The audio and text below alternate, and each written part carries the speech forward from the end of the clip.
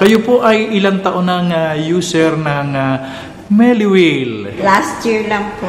Last year. Ano naman pong mga sakit ang nais ninyong mapagaling ng Meliwheel?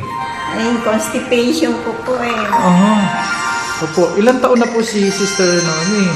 64 na po. 64. Taga saan pa po? Taga Malinta, Valenzuela po. Ayan. So, doon po sa 1 year na paggamit po ninyo ng Meliwheel, kumusta naman po ang naging epekto sa inyo nito? Maganda po. Kasi na-vision ko po may dalawang bukol do sa anus ko na Opo. bumabara. Kaya pala ako nahirapan. Nung minom ako niya, na-vision ko na may dalawa siya. Mhm. Tapos yung maluwag na siyang makakapag eject. Aha.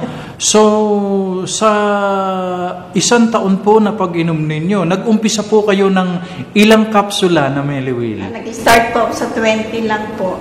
20 capsules. Per day po yung Per day. So, paano pag-inom po ninyo noon? Pa-isa-isa lang po. Isa-isa? Kasi under observation po, Opo. ino-obserbahan ko kung effective siya. Aha. Ayun, nung malaman kong effective siya, binigyan ako ni Sister Mayet ng 1 box. Kumusta na po kayo ngayon, 2013? Ay, so hinahanap ko po yung pag-inom. Tumigil po ako ng pag-inom kasi may lumabas na kulay na dot na red. Siguro toxin yun, sabi ni Dang. Ngayon, talagang gusto ko pa siyang gumamit ng Meliwheel. Hinahanap-hanap po ninyo. Maganda. Ano po ang inyong iwang mensahe po, lalo na sa may ganito pong karamdaman na sister? Maganda po talaga sa katawan kasi sinubukan ko pa muna. Nung malaman ko effective siya, dinagdagan ko yung aking pagkukonsumo ng Meliwheel. Talaga nung pa po naririnig ko na hinihila ako dito sa Makati, pero parang may humahadlang pa.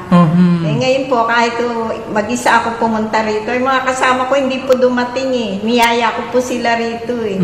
Hindi po dumating dahil sa bagyo. Ayan, umulat, bumagyo. Tuloy po. Tuloy. At nandito nga po si Sister Noemi sa mismong tanggapan ng Meliwheel. At ito po ang isa sa mga pagpapatunay na talagang ang kaloob ng Diyos ay kaloob. Sapagkat ipinagkaloob po sa kanyang Meliwheel at ipinagkaloob din na nandito siya ngayon sa tanggapan mismo, main office ng Meliwheel.